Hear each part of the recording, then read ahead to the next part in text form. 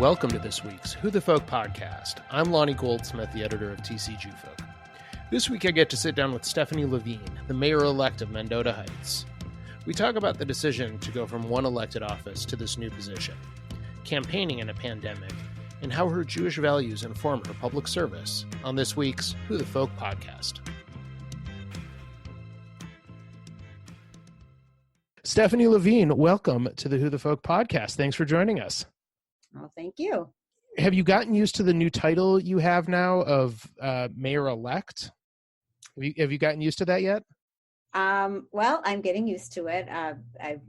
People are having a lot of fun making up rather interesting nicknames, but yes, I'm sort of, the mantle is a little bit, it's a little daunting, but yes, I'm getting used to it with time. Well, Mazel Tov on your win last week, as we're speaking, a week after Election Day, where you will become the next mayor of Mendota Heights. What's that like on election night? I know I've always been a big election night watcher, and refreshing websites and watching TV and watching returns come in. I've never experienced it as a candidate, though. What's that like for you, sitting there waiting for something that's so important? Well, I have to be perfectly honest that my election was put in perspective by me and the rest of my family. There's some bigger elections going on. Slightly bigger ones. And I think in some respects that was good. It kept me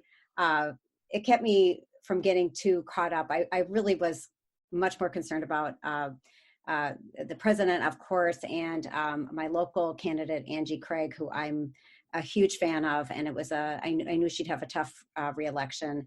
So, and I'm quite involved in local politics. And although mayor's nonpartisan, people that did ask me, I was very transparent. I was a delegate to the state convention for the DFL, so I am involved in local politics. So really the mayoral race is nonpartisan, and I will be a good mayor to everybody in my town, but I was really concerned about the higher offices. So what happened was interesting. Our polls closed at 8. We had my husband and one of my daughters was at home, who was a 21-year-old would-be college student, but for the pandemic. Sure. And she had been working on a couple different races remotely, and she'd been working on my race. So we all were kind of sitting around, and at about 11 o'clock, we were refreshing our browsers, and through the night, some results had trickled in, and I was losing.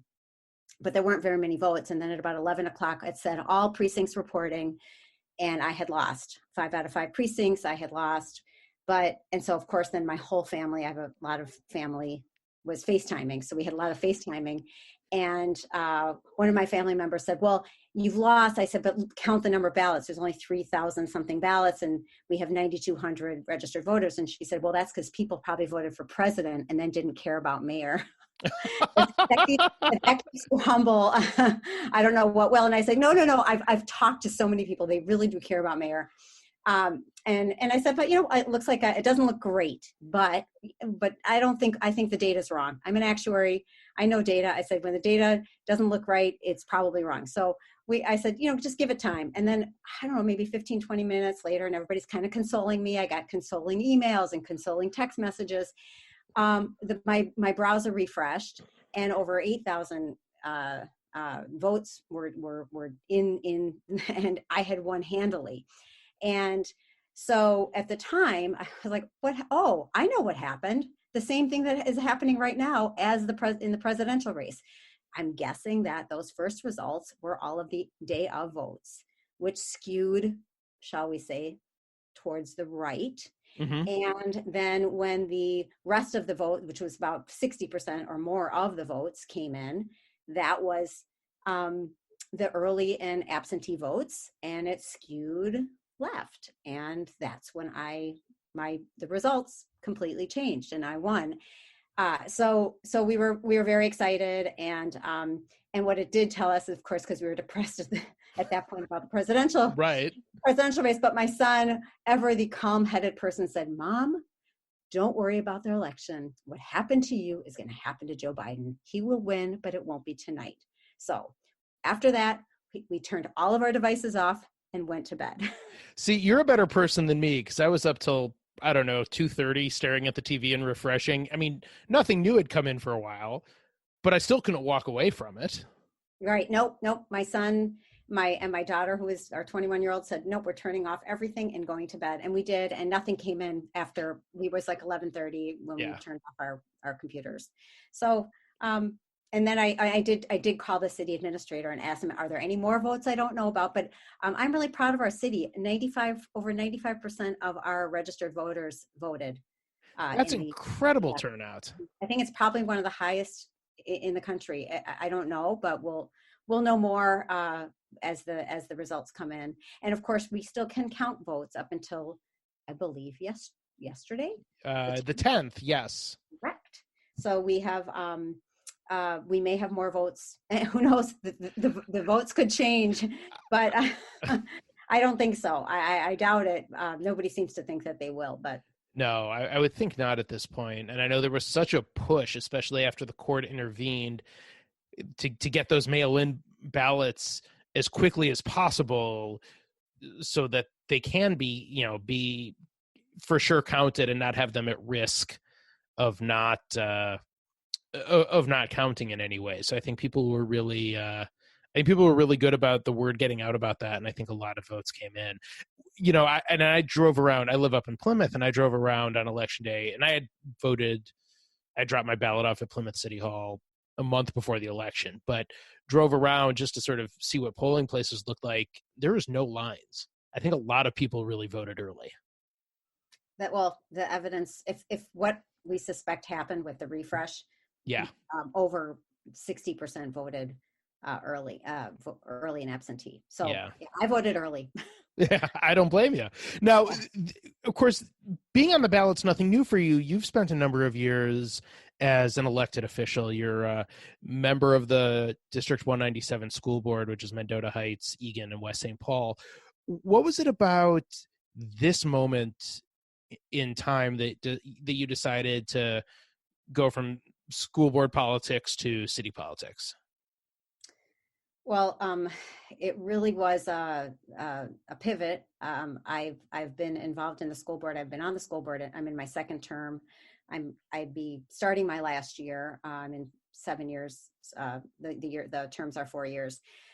So it was really about I don't know, about March or April. I was actually approached about running, and basically because some citizens thought I had sort of the right experience and kind of what we needed in our city for right now. The experience that I have, my skills would be the right skills for the city in the mayor's seat. And I've been involved in the city for many years. I served 8 years on the Parks and Recreation Commission, including chairing it. So I know the city very, very well. I know all of the city council members. In fact, all the city council members I know, they know me. So I'm, and then of course being on the school board is another layer.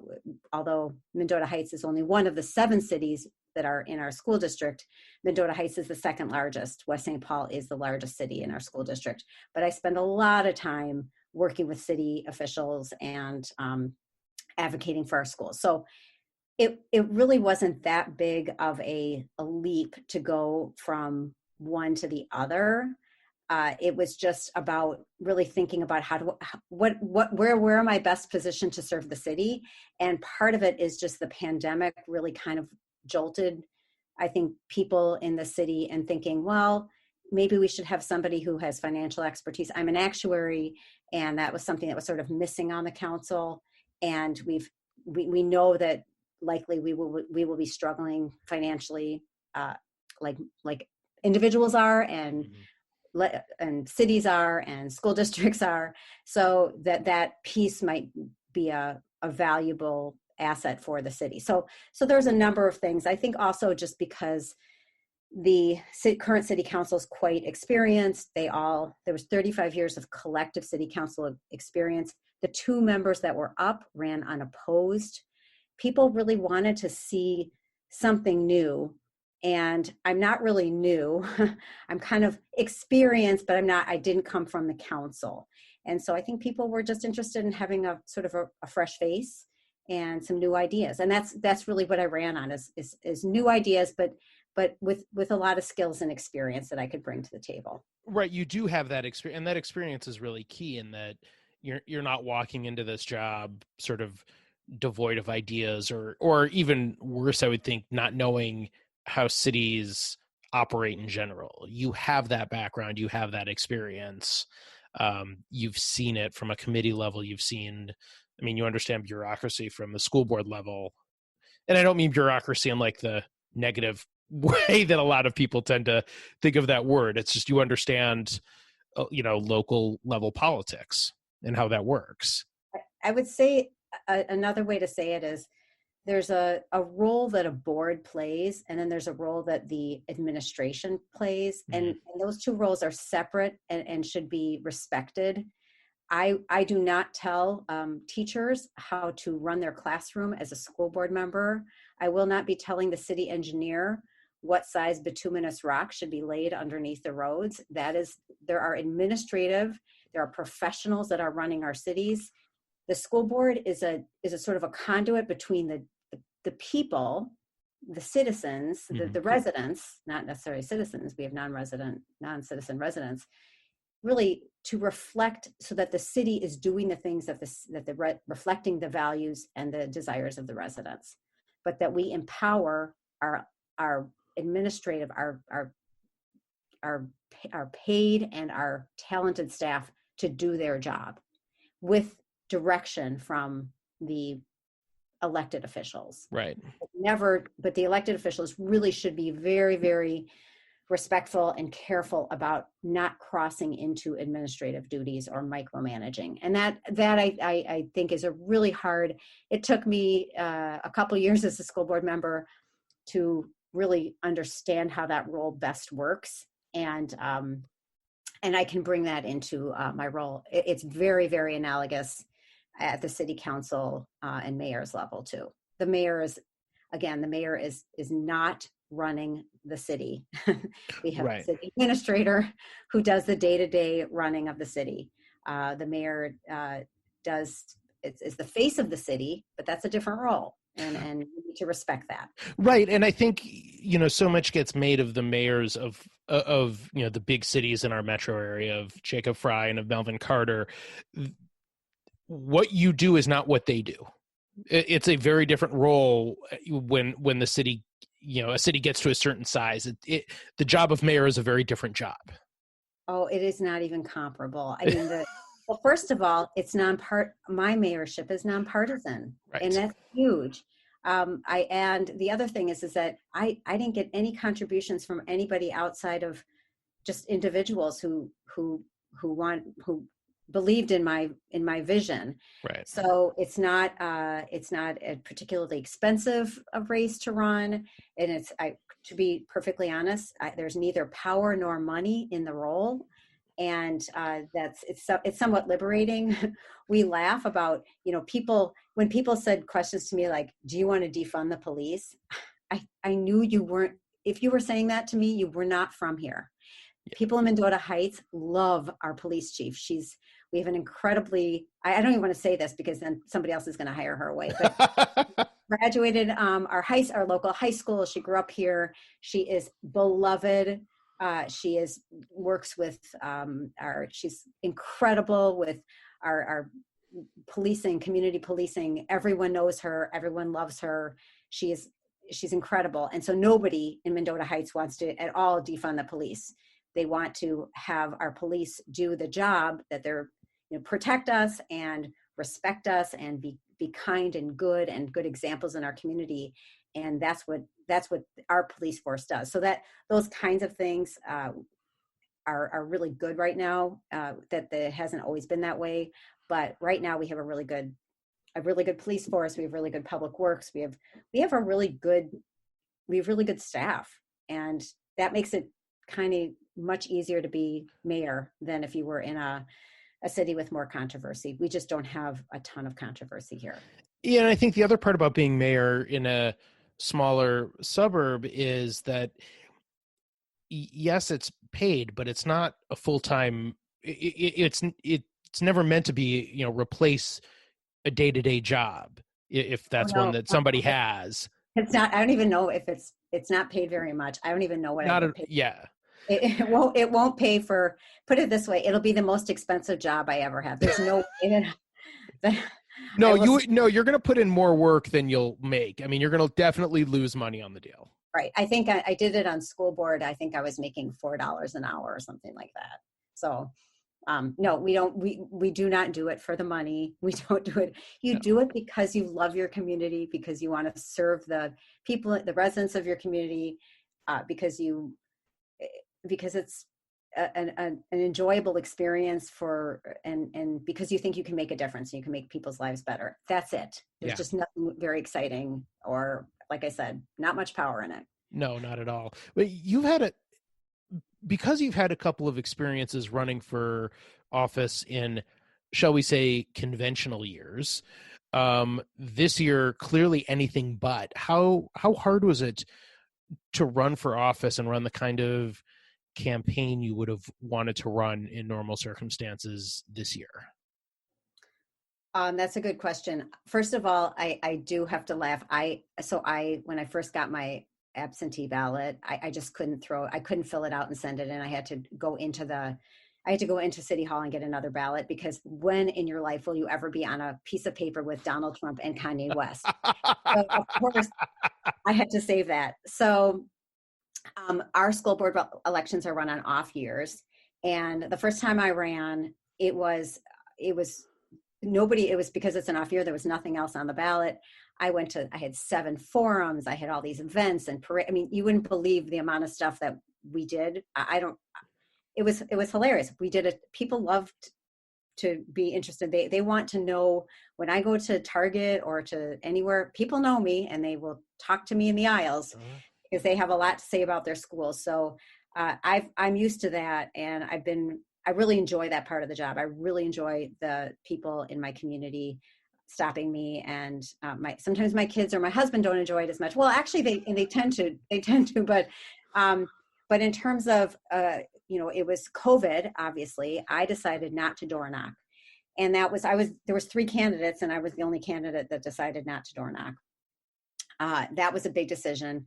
So when I knew I wasn't door knocking, and when I found out there were going to be 3 candidates running, I just had to up my game. And so I've run campaigns, not necessarily my own. My own campaigns have been pretty low key, but I've experienced running levy campaigns that was how I got involved at the district level when, years before I joined the school board.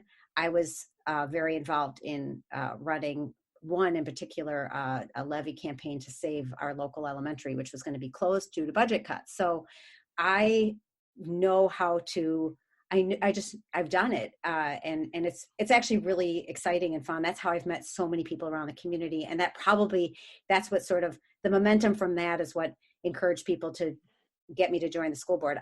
And I will tell you this, I've heard the statistic about women running for public office. They need to be asked 7 times on average.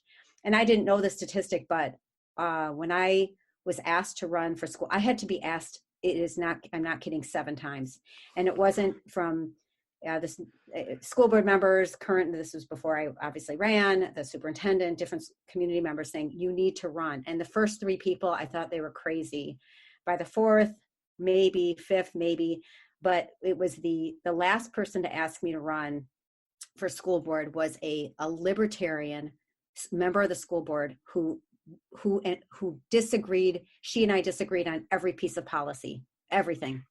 And she was against levies. I was for them, but she called me up and asked me to meet with her. And she was going off the board. And she said, I don't agree with anything you do, but I think you'd make a great school board member. And I said, okay, I'm running. And that's what clinched it for me. So that really was huge for me, to be asked 7 times. I had never run for anything in my life. I'm not a natural born politician. And that running for school board was really hard for me because it's very narcissistic, I guess. What do you think about that? It's much easier to prop up other things, but work on other campaigns, but it's really hard to run for office yourself. It's very very self-centered, and that's not my natural way of being. So I've had to sort of come out of my comfort zone. And then of course with mayor, it wasn't nearly 7, but I will tell any women out there listening, if I can do it, honestly, anybody can do it. It's not, just don't wait. Don't make 7 people ask you to do it before you do it. So anyways, it was hard to do it during a pandemic, but I really put myself out there in other ways. I did over 20 events. I met at parks. We had meet and greets at the parks. I did Zoom meet and greets. I had sponsored meet and greets. I met on people's cul-de-sacs for happy hours. I did, of course, campaigning in the summer, starting in August, was very easy. And we had a beautiful fall. So I had many, many events. I did Sundays. I did every weekday. I tried to hit every demographic. I have to have a shout out to the older Jewish ladies of Mendota Heights, and not Mendota Heights. My mother-in-law in St. Louis Park, she made 350 phone calls for me. That's amazing. Shout out to, I don't want to say the names, but I had over 25 phone bank volunteers, and I used a junky list that you get from the Secretary of State for $35. So most of the numbers were bad, but these women called and called and called, and it's amazing. It's amazing. I had a lot of help, a lot of volunteers, and the word got out. I think you can't do something like this. It really, now at every, I would think at every level of, whether it's school board, whether it's city council, whether it's mayor, every level of local election, you can't do it alone. Like you need volunteers, you need people to do the phone calling and to help with the door knocking when that's a thing we do again. You can't do it solo. Oh, I agree. And you don't want to do it solo. If you're doing it solo, you will not be elected. You need to empower people around you to feel like they're part of the effort. And it was so, I grew up here. I grew up in Highland. A lot of my friends went to Sibley. A lot of my friends raised their own kids in this town. My kids, all 3 kids went to Henry Sibley and graduated, and many kids came back and have voted in this town because of COVID. My 3 kids have not voted here in past elections because they've been out of town. Mm-hmm. And they all 3 voted here. And they are not different than many, many other families. That was kind of my secret sauce. I'm the only person in that category whose friends' kids are voting age.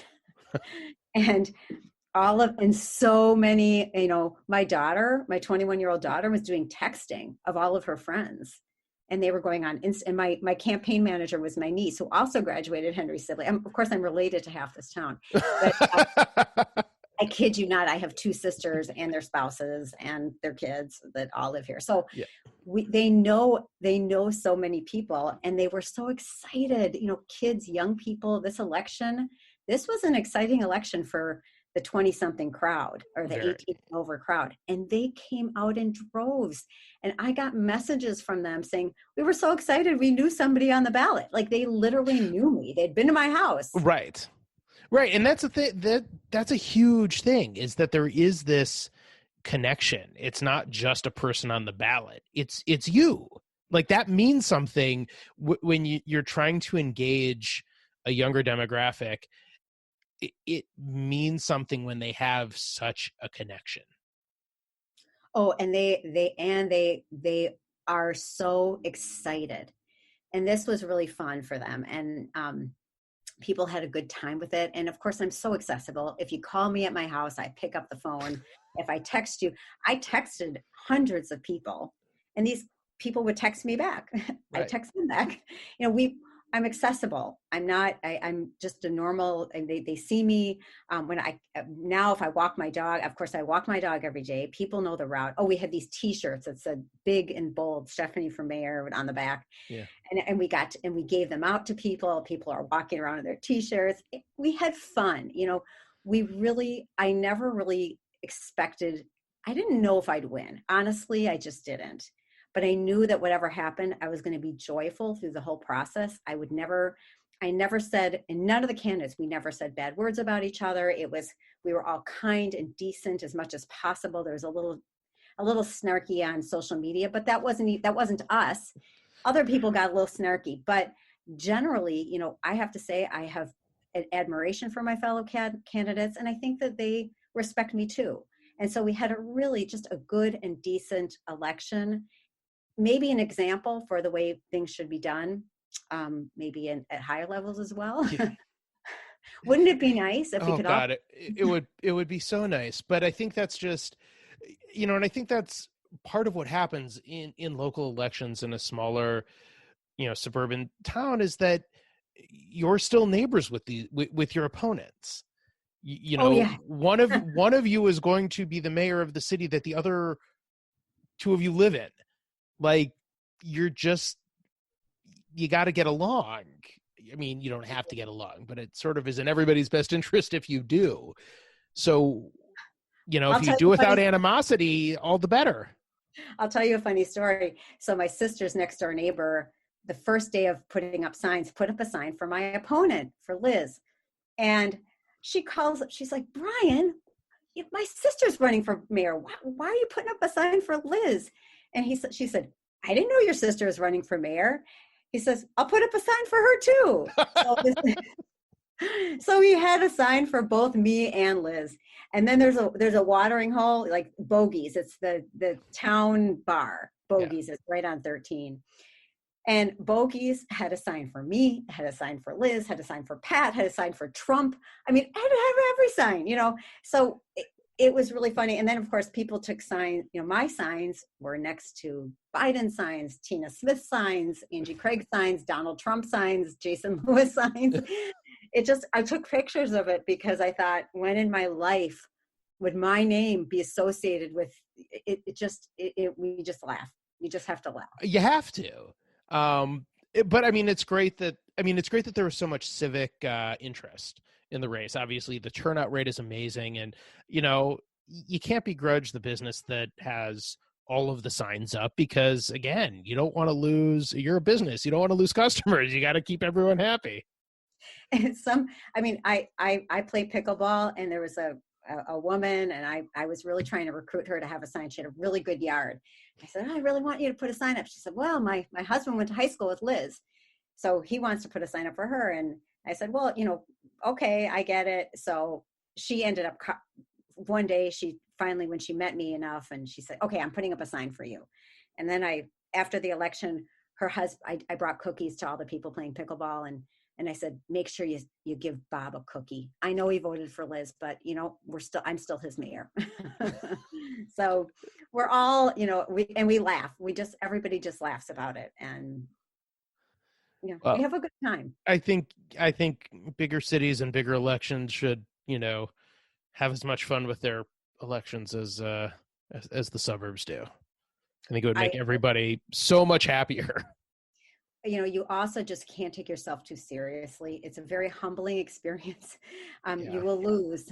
Yeah. If you run for office at some point, you will lose. And I laugh at our current mayor. I mean, he talks about losing all the time. He talks about losing as much as he talks about winning. So you have to really understand that elections are not. Somebody has to lose in an election, and it could be you sometimes, and Joe Biden's a great example. The guy lost so many elections, but he's now our president. So don't lose heart. You may lose a couple, you may win a couple, but if you're the right person, it's the right time, then there's a good chance you'll get elected. Absolutely.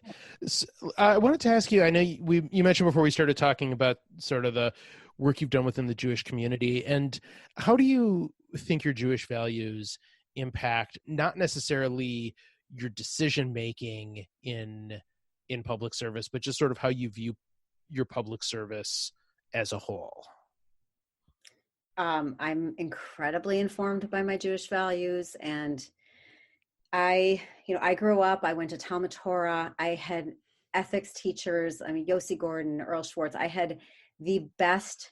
They're great. They're great. The most incredible teachers. And I took moral dilemmas with Earl Schwartz.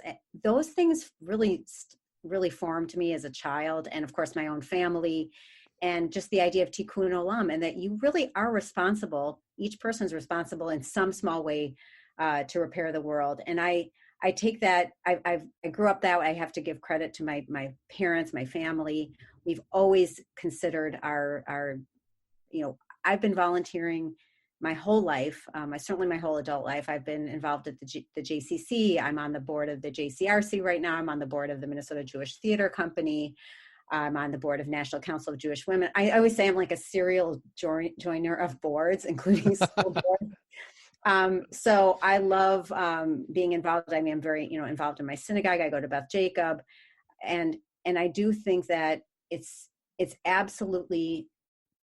I notice that I bring something often to the table that I don't see other people bringing, and it's that sort of, I would argue, it's sort of a Talmudic way of looking at problems, and in the way that Jewish people think about problems, and other people do too, but it's just sort of ingrained in us, and the way that we study, and the way that we question everything, and the way that we feel that we have the right to question.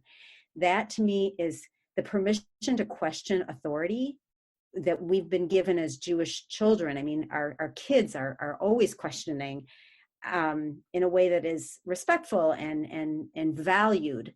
That in and of itself is exactly what we need from our leaders, and something that I've noticed that I bring to the table often, because often I'm the only Jewish person in the room. Oh. I have noticed that. So just that ability to question authority in a kind and respectful way, and to understand, to think that, why do we do that? It's a wondering, and Right. people do that is Jewish at its core. Oh, And I'm absolutely. not saying it's not, and I'm not saying that it's exclusive to Judaism, because there's no, absolutely not saying that. I'm just saying that my training, my values, the way that I raise my kids, the way I was raised, that fits very, very well. It dovetails beautifully with public service, and the way that I think about public service, and tikkun olam, of course. Well, that's fantastic. Well, we're going to end things with the same two Jewish questions, as long as we're on this track, and then we will let you go, because I know you're very busy leading up to taking over as mayor of Mendota Heights. Last two questions. What is your favorite Jewish food? Wow. Okay. Well, I think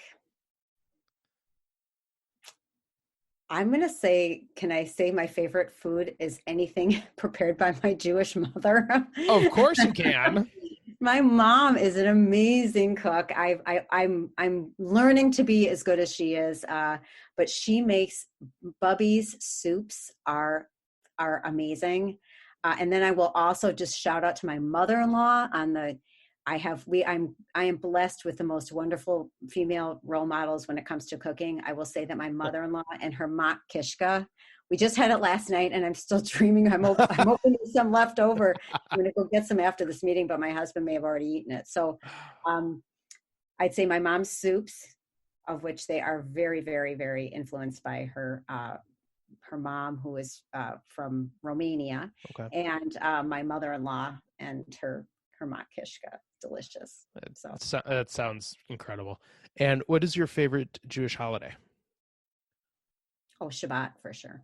Okay. Every Friday night we have Shabbat. We have the full. During COVID. I mean, last Shabbat it was because it was beautiful, warm. We had our COVID outdoor. I have a largish deck, and we had 11. We had my parents go in their little corner with their table, and my sister and her husband, and then my daughter. Fortunately, I have two kids who are at the University of Minnesota in grad school at the moment.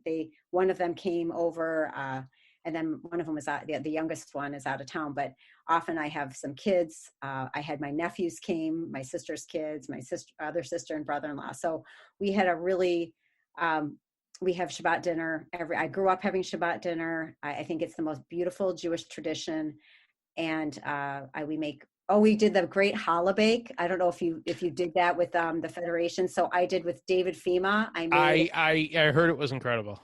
Yeah, so I made it. I will tell you one thing: my challah did not look anything like David Fima's challah. You cannot listen. You cannot judge yourself based on how a professional restaurateur and chef makes he made it look so easy. They always do. And then when I took it out of the oven and I did the old, like I made it on Thursday, I put it in my oven in my refrigerator and I baked it on Shabbat so it'd be warm.